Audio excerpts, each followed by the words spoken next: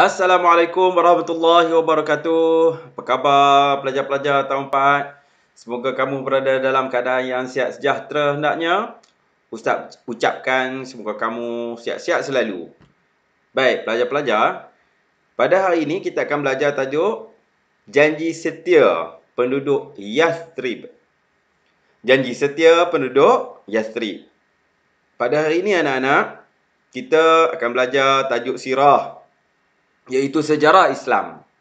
Mudah-mudahan anak-anak dapat menelusuri perjalanan sejarah Islam, sejarah yang telah dibawa oleh umat Islam sehingga ke hari ini. Baik, sekarang ini anak-anak bolehlah membuka di dalam buku teks kamu, iaitu pada muka surat 138. Baik, kamu tengok gambar ni. Gambar macam orang Arab, ya. Orang Arab. Okey, baik. Okey, kat sini dia tulis apa? Mengapakah janji penting di dalam kehidupan manusia? Kamu pernah tak membuat janji? Kamu berjanji kepada ibu, ayah kamu berjanji dengan guru, nak siapkan homework, kan? Kamu berjanji dengan ayah, ibu kamu untuk bangun awal, belajar betul-betul, kan? Mesti kamu pernah membuat janji. Kalau perjanjian yang kita tengok kat sini, mereka ni, dua orang ni sedang tulis perjanjian.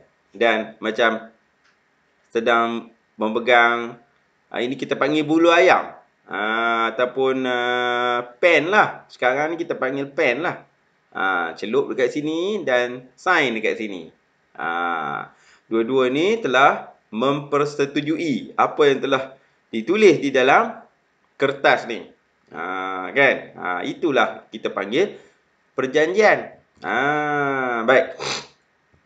Sekarang ni anak-anak, kita tengok muka surat yang seterusnya, iaitu latar belakang masyarakat Yathrib. Apakah latar belakang masyarakat Yathrib? Yathrib ni anak-anak kini dikenali sebagai Madinah. Oh, penjelas. Yathrib ni Madinah. Bumi Yathrib subur dengan pelbagai tanaman dan buah-buahan. Pekerjaan utama penduduknya bertani dan berdagang. Kebanyakan mereka menyembah berhala. Alamak, ini yang kesian ni. Mereka menyembah berhala. Mereka tak menyembah Allah yang satu. Mereka ni bercucuk tanam, tanam buah-buahan. Mereka ni bertani dan berdagang, berniaga. Tapi menyembah berhala. Kesian mereka, ya. Baik, seterusnya, mereka terdiri daripada pelbagai kabilah. Kabilah ini kaum. Kan? Kalau kita namakan sebagai kabilah, kita dengar kabilah, kataannya, itulah kaum, ya. Antaranya ialah kaum Aus, kaum Khazraj, dan beberapa kaum Yahudi seperti Bani Nadir, Qainuqa, dan Bani Quraidah. Ini adalah kaum-kaum yang terdapat di dalam Madinah itu, yang terdiri pada orang-orang Yahudi. Mereka sering bersengketa dan berperang. Oh, mereka ni suka perang ni, suka bergaduh. Kaum Yahudi mendakwa Nabi Tahir akan lahir dalam kalangan mereka. Mereka ni dakwa ada Nabi Tahir yang akan lahir dalam kalangan mereka, yang akan menyatukan mereka. Ini orang Yahudi lah. Pahamannya begitu. Baik. Disebabkan dakwaan tersebut, penduduk Yathrib tenanti-nanti kemunculan Nabi tersebut. Dah tenanti-nanti. Mana dia Nabi akhir zaman mereka. Bukan Nabi Muhammad. Nabi akhir zaman mereka. Mereka mendakwa mereka begitu. Mereka mendakwa begitu. Pada tahun ke-11 kenabian Nabi Muhammad, seramai 6 orang lelaki daripada Yathrib datang menunaikan haji dan memeluk Islam. Ada 11 orang daripada Yathrib ni, mereka ni datang menunaikan haji. Haji ni memang zaman dahulu orang pergi ke Mekah untuk buat haji. Memang orang kafir pun macam tu juga. Mereka ni pergi ke Mekah untuk menunaikan haji. Tapi bukannya haji yang sekarang lah. Haji yang dulu-dulu dia campur-campur, nyembah berhala. Mereka melakukan perkara-perkara yang syirik. Mereka macam tu. Tapi mereka datang juga Mekah. Okey. Baik. Mereka ni ada 6 orang ni, mereka berjanji menyebarkan ajaran Islam di Yathrib dan kembali bertemu Nabi Muhammad SAW pada musim haji tahun berikutnya. Mereka ni berjumpa dengan dakwah Rasulullah SAW, ya, iaitu agama Islam. Dan mereka ni berjanji. Mereka masuk Islam dan mereka berjanji akan balik ke Yathrib, tempat mereka tu, iaitu Madinah tu. Dan mereka akan apa berdakwah kepada sahabat-sahabat dan kaum mereka, ahli keluarga mereka, dan tahun depan mereka datang lagi. Mereka cakap macam tu. Anak-anak tahu tak, bangsa Yahudi ni mempunyai bilangan nabi yang paling ramai. Memang sebelum ini nabi-nabi ni datang daripada bangsa Yahudi. Namun mereka selalu mendustakan para nabi dan membunuh mereka. Membunuh nabi-nabi mereka ni. Itulah yang masalah ni mereka ni. Dalam Al-Quran banyak menceritakan tentang kisah bagaimana orang Yahudi mendustakan nabi-nabi terdahulu. Baik. Selepas tu kita tengok lagi perjanjian Aqabah. Cuba kamu sebut perjanjian Aqabah. Baik, apakah perjanjian Aqabah? Perjanjian Aqabah pertama, dia ada 2 perjanjian. Satu perjanjian Aqabah pertama dan satu lagi perjanjian Aqabah kedua. Baik, pada tahun ke-12 kenabian, 5 daripada 6 orang Yathrib yang telah bertemu Rasulullah SAW pada tahun lalu kembali datang menemui Nabi Muhammad SAW bersama-sama 7 orang yang baru memeluk Islam. Dah mereka tu yang hari tu mereka memeluk Islam tu, 5 daripadanya datang balik. Kan datang balik kan mereka janji kan mereka nak datang balik. Jadi 5 orang datang balik tahun depan. Mereka ni jumpalah dengan Rasulullah. Lepas tu mereka ni bawa bersama-sama 7 orang pula, orang baru yang memeluk Islam. Dan Rasulullah SAW, Nabi Muhammad gembiralah. Tengok ramai orang memeluk Islam. Kan? Okey, lepas tu apa terjadi? Nabi Muhammad SAW meminta mereka supaya berjanji setia. 6 perkara kepada baginda. Mereka berjumpa dengan Rasulullah, ramai-ramai tu, mereka pun melawat Rasulullah dan Rasulullah minta berjanji setia. Perjanjian pertama, iaitu pertama, tidak syirik kepada Allah. Tidak menduakan Allah, sembah Allah yang satu. Nombor 2, tidak mencuri. Jangan mencuri. Jangan mencuri, ya. Kan? Nombor 3, tidak berzina. Jangan berzina, melakukan perkara-perkara mungkar, melakukan maksiat. Keempat, tidak membunuh anak perempuan. Kan masa tu mereka ni suka bunuh anak perempuan. Mereka menganggap kalau mereka dapat anak perempuan, mereka telah mengundang sial. Tetapi dalam Islam tak perlu begitu. Kenapa pula kita nak double standard ataupun nak banding-bandingkan lelaki dan perempuan? Sama juga mak ayah kita kan, lelaki dan perempuan lahirlah kita. Macam tu. Jadi dia orang tak suka nak perempuan, dia suka nak lelaki je. Macam tu. Pelik juga ya pahaman zaman tu. Mereka juga tidak melakukan fitnah. Mereka juga diminta jangan melakukan fitnah. Dan mereka diminta untuk setia kepada Rasulullah SAW. Inilah 6 permintaan daripada Rasulullah SAW. Okey. Mereka dengan berbesar hati mentaati perjanjian tersebut. Apabila mereka ingin kembali ke Yathrib, Nabi Muhammad SAW mengutuskan Mus'ab bin Umair. Mus'ab bin Umair ini adalah sahabat Rasulullah. Kan? Jadi Rasulullah meminta Mus'ab bersama-sama mereka balik. Dah ramai dah memeluk Islam, mereka meminta Rasulullah SAW meminta Mus'ab bin Umair untuk bersama-sama mereka untuk mengajar ajaran Islam di Yathrib sana. Jadi Rasulullah tak biarkan macam tu, masuk Islam biarkan macam tu. Tak. Okey. Ini merupakan bukti Nabi Muhammad SAW sangat memberikan perhatian kepada dakwah dan perkembangan ilmu. Jadi Rasulullah SAW menitik beratkan tentang perkembangan ilmu. Begitulah. Okey. Baik, seterusnya anak-anak, kita tengok dekat sini. Mengapakah Nabi Muhammad SAW memilih 6 perkara di dalam perjanjian Aqabah? 6 perkara tadi ni. 6 perkara tadi ni. Okey, pertama, tidak syirik kepada Allah. Mengapa dia meminta jangan syirik kepada Allah? Manusia tidak ada pedoman dalam kehidupan. Pastinya kalau mereka ni menyembah selain daripada Allah, mereka ni tak ada pedoman. Kan? Kesian mereka. Dan seterusnya, mereka menjamin hak masyarakat yang selamat. Ini tidak mencuri. Kamu suka ke duduk dengan pencuri? Nanti dia curi barang kita beli baru, dia curi lagi. Kan, kita pun nak pergi mana-mana pun rasa tak selamat. Dia minta yang tu. Rasulullah SAW minta jangan mencuri. Mereka ni kan bergaduh, bertelingkah, kan. Kehidupan di Yathrib tu. Jadi Rasulullah minta jangan mencuri. Kan. Tidak berzina. Mengukuhkan sistem kekeluargaan. Jadi kalau berzina sudah tentu tidak mengukuhkan sistem kekeluargaan.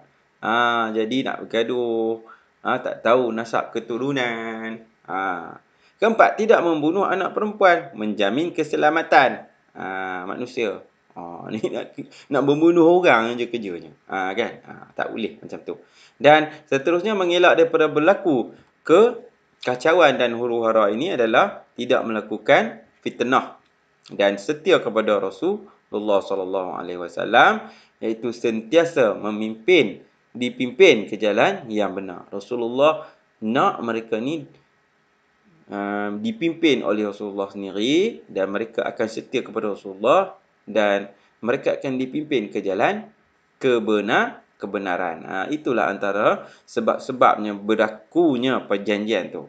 Perjanjian Aqabah pertama. Baik. Setelah itu anak-anak, kita pergi kepada perjanjian Aqabah kedua. Okey, perjanjian Aqabah kedua. Pada tahun ke-13 kenabian, okey, sebanyak 70 orang. Lagi ramai. Daripada Yathrib, termasuk 2 orang wanita, telah datang bertemu Rasulullah SAW. Okey, dalam 70 orang ni ada 2 orang wanita. Ramai tu. Okey, dalam perjanjian kali ini, Nabi Muhammad SAW telah meminta mereka supaya berjanji setia kepada baginda untuk, 1, mendengar dan mentaati Nabi Muhammad SAW dalam kesemua keadaan. Pertama, yang tu. Okey, ini perjanjian Aqabah yang kedua. Yang kedua, membelanjakan harta di jalan Allah, sama ada ketika senang ataupun susah.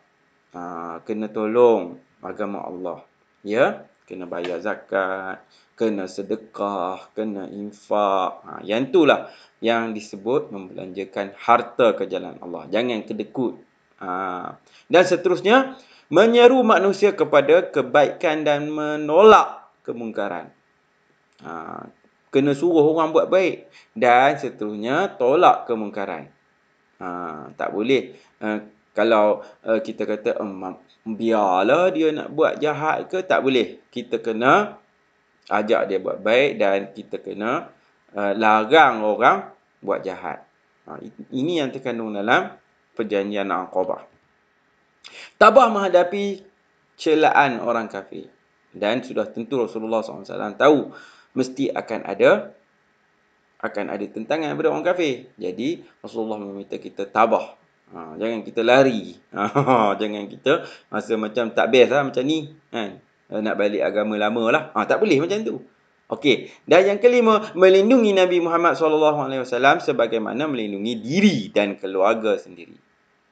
Kena melindungi Rasulullah SAW sebagaimana kita sayang diri kita.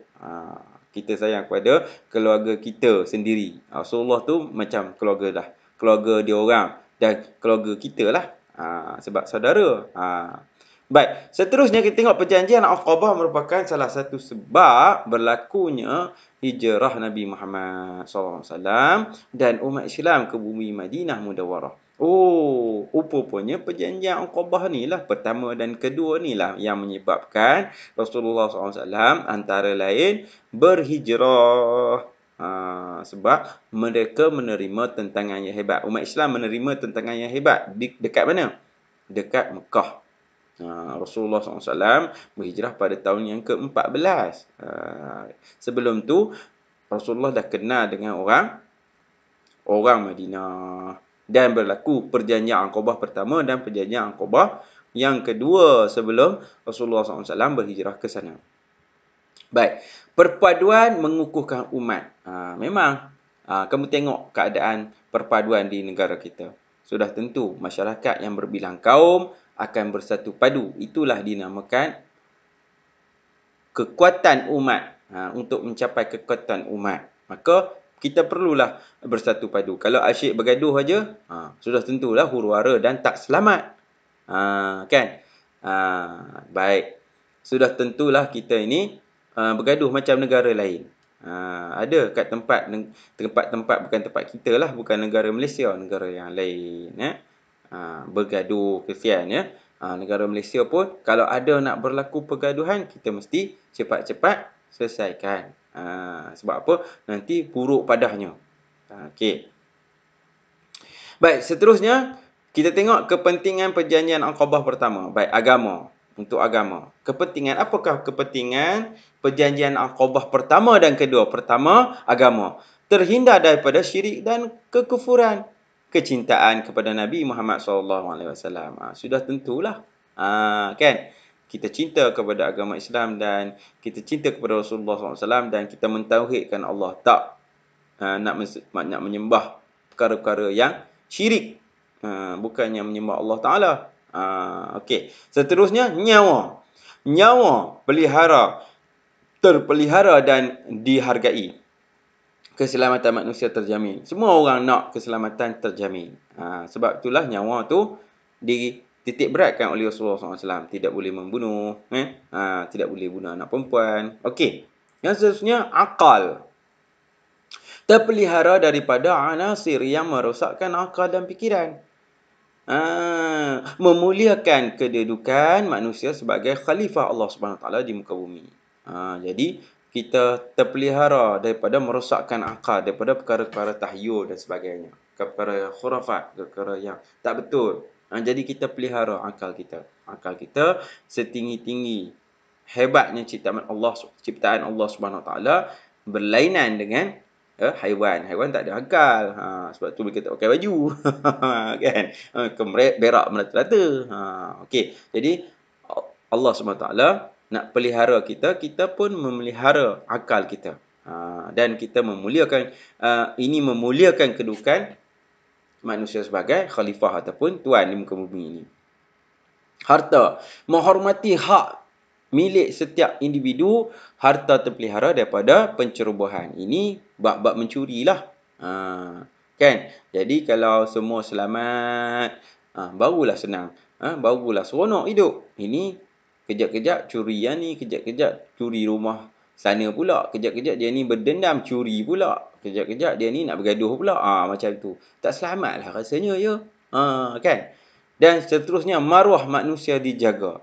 Menghormati setiap hak individu. Dan setiap manusia ni dia ada maruah dia.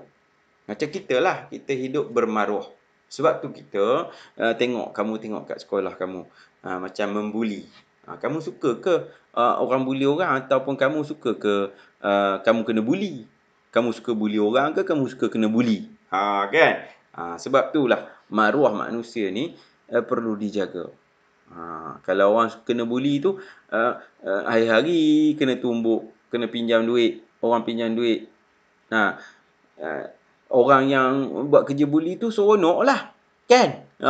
Tapi katanya seronok. Kalau dia berada di tempat mangsa buli tu, macam mana? Dia pun tak seronok.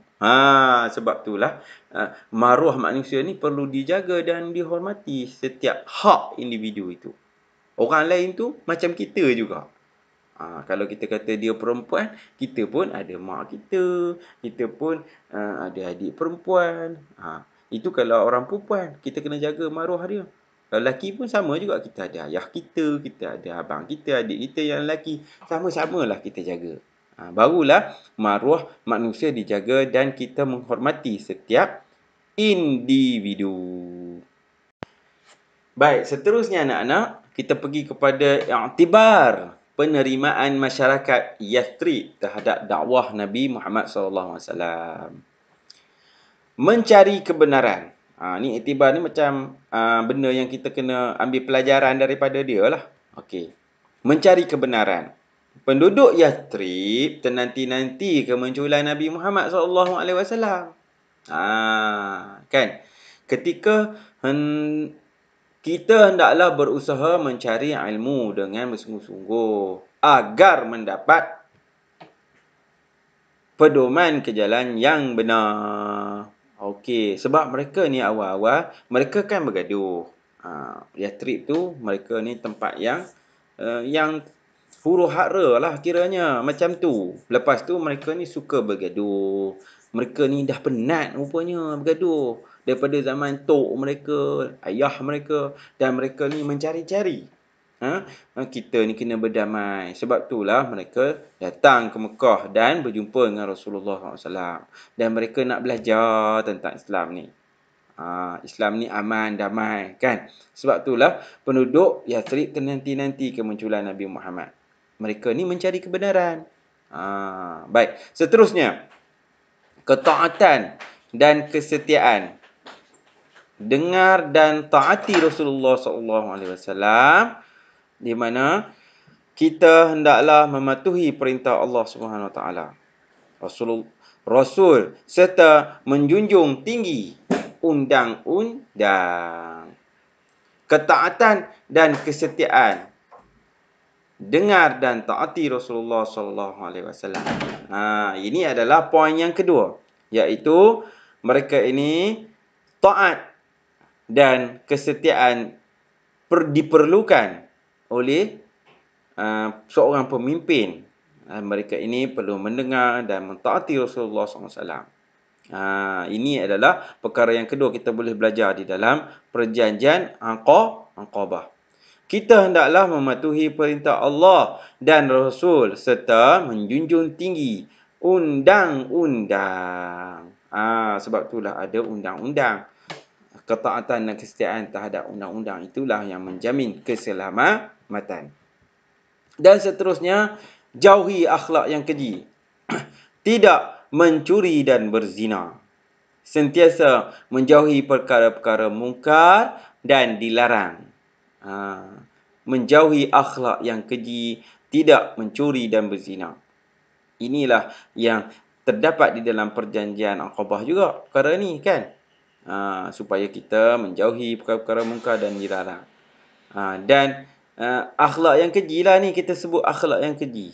Perangai yang buruk. Kita kena jauhi. Itulah i'tibar dia. Dan yang seterusnya, membina perpaduan dan kasih sayang.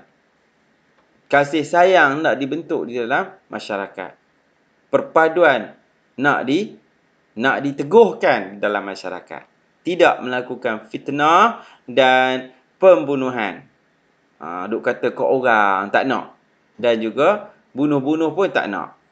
Kita perlulah sentiasa bersikap adil dan menghormati sesama manusia. Ini adalah yang diperlukan di dalam sesebuah masyarakat yang bersatu padu dan berkasih sayang. Dan seterusnya masyarakat ini akan hidup dalam keadaan aman dan harmoni. Menunaikan janji suatu kewajipan. Kita perlu membina peribadi mulia dengan meneladani masyarakat Yathrib dalam perjanjian Aqabah. Okey, baik. Maksudnya kita perlulah mencontohi apa yang telah berlaku kepada masyarakat Yathrib ataupun masyarakat Madinah dalam perjanjian Aqabah pertama dan kedua di dalam hidup kita. Kita perlu melihat begitu. Kita jangan lakukan perkara-perkara yang telah dijanjikan oleh Rasulullah SAW. Dalam perjanjian tu jangan kita buat pula. Apa yang dilarang dalam tu, jangan kita buat pula dalam kehidupan kita. Sebab apa? Nanti akan berlakulah kepincangan di dalam kehidupan sistem masyarakat. Okey, baik. Okey, jadi Ustaz rasa sekadar itu dulu. Kita dah belajar banyak anak-anak. Sampai muka surat berapa kita belajar? Sampai muka surat 143. Banyak dah kita belajar. Kita belajar tentang i'tibar, penerimaan masyarakat Yathrib terhadap dakwah Nabi Muhammad. Kita belajar juga tentang um, kepentingan perjanjian Aqabah pertama dan kedua. Kita belajar juga tentang Aqabah kedua perjanjiannya, apa perkara yang terkandung di dalam perjanjian Aqabah kedua, berapa orang yang datang. Dan seterusnya, kita juga belajar perjanjian Aqabah pertama. Baik.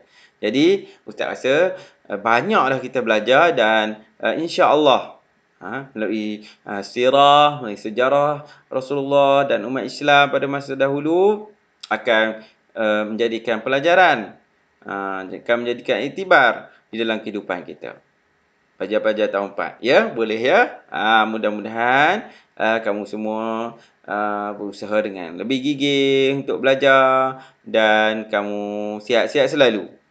Jangan lupa subscribe ya video-video Ustaz dan kamu um, share dengan kawan-kawan. Sampai kita berjumpa lagi. Wabillahi taufik wal hidayah. Wassalamualaikum warahmatullahi wabarakatuh. Bye bye.